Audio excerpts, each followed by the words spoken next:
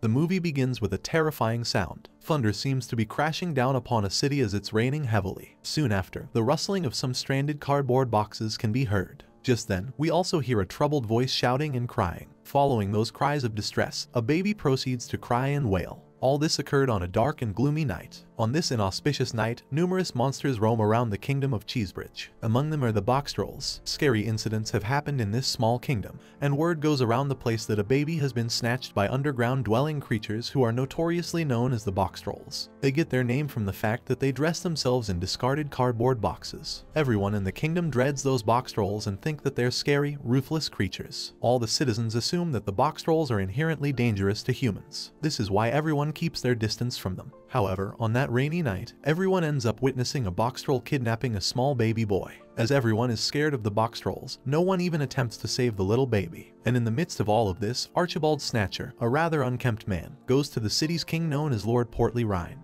There, Snatcher informs the king that box trolls have abducted a baby boy from this area. He also goes on to inform Lord Portly Rhine that the box trolls might be picking their teeth with the baby's adorable bones. Hearing this, Rhine feels terrified and guilty because he was unable to save his people. He asks Snatcher to leave him alone, but that's when Snatcher claims that the box trolls may target the city's cheese supply next. Rhine becomes even warier because he loves cheese. Finally, Snatcher claims that he is willing to assist Rhine in catching the box trolls. He promises to get rid of them. However, he prefers something in return. Rhine is desperate, so he tells Snatcher that if he chases away all the box trolls, he will get whatever he wants. Snatcher then takes this opportunity to say that he desires a position of prominence on the city's governing body. This would entitle him to a white hat, which is often regarded as a symbol of respect in the kingdom. Not only that, he also wants to be provided access to the cheese tasting room in City Hall. Snatcher secretly aspires to rule Cheesebridge as a king, and this is his first move. Rhine, on the other hand, just wants the box trolls away, so he orders Snatcher to get rid of all the box trolls. If he's successful in doing so, then all his wishes will be granted. Finally, both agree to keep the promise, and Snatcher leaves. Snatcher then begins conducting nightly searches for the box trolls throughout the village. His associates include a small man named Mr. Gristle, as well as Mr. Trout and Mr. Pickles. Together, they call themselves the Red Hats and show expertise in capturing the box trolls. While searching the city, Trout and Pickles attempt to pass their time by debating the virtues of good and evil. The scene eventually shifts to an underground basement, where all box trolls are together. All the box trolls live in their underground home peacefully,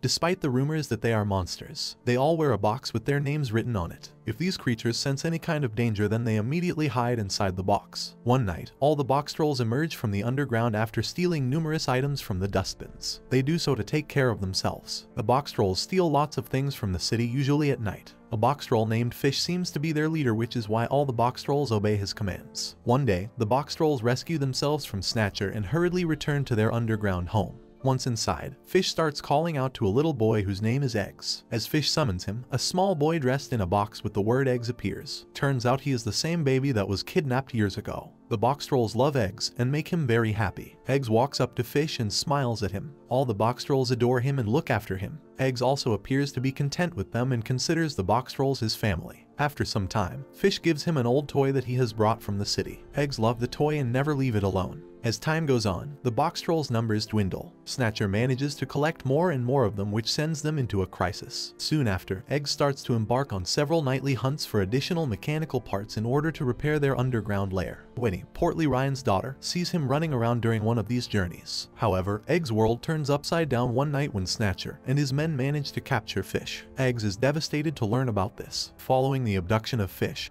who is his best friend, Eggs wonders why they always hide when they should stand up and defend themselves instead. Eggs soon disguises herself and heads up to the surface in the daylight to get Fish back. His journey takes him to Cheesebridge, where the town seems to be celebrating the 10th anniversary of the kidnapping of the Trubshaw baby. Almost everyone from the city is present there. They're all excited to see Madame Frou Frou's performance. However, Eggs doesn't like the performance and opposes it, which further reinforces the town's belief that the box trolls are repulsive monsters. After the performance, Eggs runs into Winnie, who is surprised to see him. Eggs has no idea what to do, so he asks Winnie where the box trolls are being held. Winnie quickly directs him to Snatcher's hideout, which happens to be located in an abandoned factory on the outskirts of town.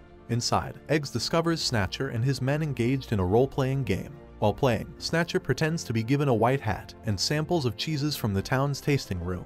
His goons then watch in horror as Snatcher swells up after eating the cheese. Turns out that he is actually allergic to all types of cheese. Luckily, his men manage to use leeches on him. This makes the swelling go down and Snatcher is saved. During this time, Eggs discovers Fish trapped in a cage and manages to free him. However, he gets caught by Snatcher and the gang in the process, who then attempt to trap them in the factory's underground area. Eggs and Fish are eventually thrown inside the underground lair, where they discover that their comrades are still alive. However, they seem to be working on something for Snatcher. Winnie comes in just then and learns that the Trubshaw baby is actually alive. It's none other than Eggs, but before she can tell this to her father, Snatcher and his men abduct her as well. Eggs sees this and grabs Winnie just in time. The two then escape along with Fish. Winnie eventually ends up escaping into the box trolls' lair with them. There, she thinks that the box trolls will eat her and rip her into pieces. However, all her assumptions turn out to be false. Instead, the box trolls start to hide from her. Winnie sees this and is disappointed that the rumors about box trolls being bloodthirsty monsters are false. She then walks to Eggs and tries to persuade him that he is, in fact, a human boy.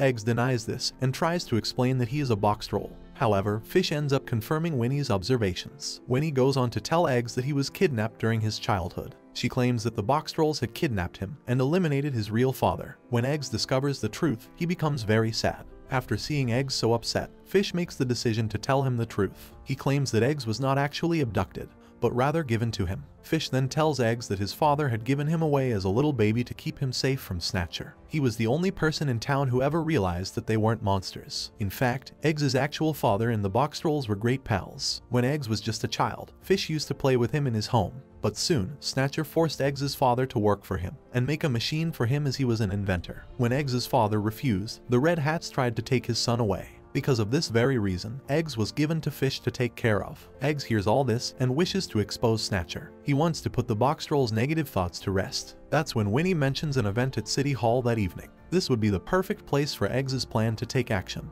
With the box trolls' assistance, Winnie dresses Eggs to look like a proper boy. Eggs finally arrives at the party, where he is approached by Madame Frou Frou. It turns out that she is just Snatcher in disguise. Because of this, Eggs gets caught by the Snatcher, but as the party progresses, he manages to free himself. However, he ends up ruining the festivities by accidentally sending a massive wheel of brie cheese out the doors and into a nearby lake. Eggs then takes the opportunity to expose Snatcher and bring justice to the box trolls. Despite his attempts, Lord Portly Ryan dismisses him as a troublemaker who must leave immediately. Eggs is upset that his plan has failed and leaves Winnie at the party. When he returns to the box trolls' hideout, the walls begin to tremble and a massive machine invades. Snatcher, the pilot of the machine, enters the hideout. He uses the massive apparatus to suck up all the box trolls and transport them to a basement. There, Eggs meets a man who seems to be hanging upside down and craving jelly. It quickly becomes clear that the man is none other than Eggs' father, whom Snatcher had kidnapped in order to build the box troll trapping machine. Soon after, Snatcher's henchmen stack all of the box trolls beneath a massive crushing machine.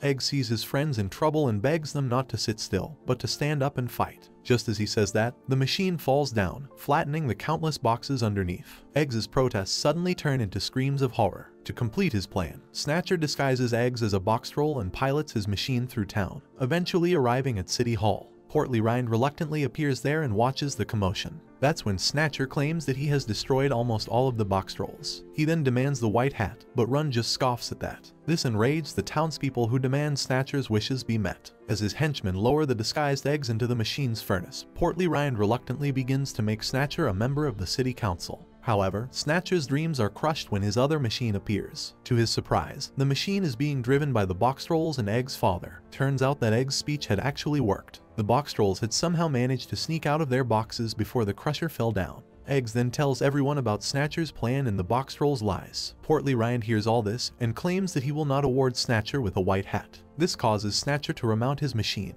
now enraged and out for blood. Eggs sees this and asks the box trolls to disassemble the machine, since they're the ones who built it. Just then, all the other councilmen arrive at the scene with the large wheel of cheese that had fallen into the lake. Meanwhile, Snatcher's machine starts to malfunction, and he ends up falling into the brie cheese. This causes him to have a massive allergic reaction. However, in the midst of all the chaos, he captures Winnie and the white hat. Snatcher then demands that they all go to the tasting room as hostages. Portly Rind agrees, as his daughter is in danger, and presents Snatcher with a very rare cheese in the room. Just then, Winnie escapes by biting him. Snatcher doesn't care and is about to bite into the cheese when Eggs asks him to reconsider. He goes on to say that cheese and social standing do not define a person. However, Snatcher refuses to listen and claims that this is his destiny. He then bites into the cheese, which causes him to promptly explode due to his allergy. A couple of days pass, and Winnie stands in front of a large audience. Everyone along with Eggs and the box trolls are present. There, Winnie starts to describe how Snatcher swelled and exploded like a balloon. Lord Rind is overjoyed to see his daughter being brave and telling the entire story to everyone. After her performance, everyone applauds Winnie and she's ecstatic. After all these events, Cheesebridge accepts the box trolls as members of their society, who prove to be capable of assisting humans in numerous tasks. Eggs also gets reunited with his father and they try to get to know each other. On the other hand, Lord Portly Rind also becomes a better father and husband to his family. Mr. Pickles and Mr. Trout finally quit being evil and rather focus on keeping the streets clean. In the end, Mr. Pickles ponders their existence in a quiet moment, wondering if there are invisible giants guiding them through life. He then considers what they do when they are not in charge of this speck of a universe.